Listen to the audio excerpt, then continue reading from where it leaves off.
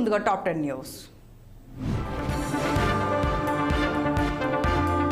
Telangana assembly సమావేశాలు ప్రారంభమయ్యాయి. సభలో గవర్నర్ ప్రసంగంపై సభ్యులు చర్చలు మొదలుపెట్టారు.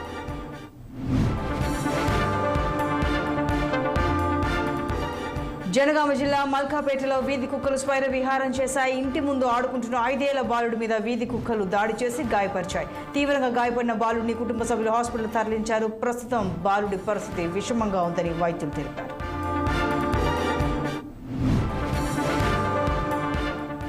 ఎన్టీఆర్ జిల్లాలో హిందూ సంఘాలు భగ్గుమన్నాయి. సీఎం జగన్ వైఖరిపై ఆగ్రహం వ్యక్తం చేస్తున్నాయి. వైసీపీ ప్రభుత్వం హిందూ దేవాలయాలకు రక్షణ కరువైందని మండిపడుతున్నారు. సీఎం జగన్ కు హిందూ దేవాలయాలపై ఎందుకంత చిన్న చూపని ప్రశ్నిస్తున్నారు.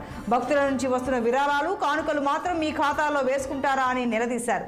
జిల్లాలోని నందిగామలో జరిగే సుఖ శ్యామలాంబ సమేత రామలింగేశ్వర స్వామి వారి కళ్యాణ మహోత్సవం అనంతరం రథోత్సవం జరగనున్న నేపథ్యంలో ఇప్పటి వరకు రథానికి మరమ్మతులు నిర్వహించలేదు. శిథిలావస్థకు చేరుకున్నాయి.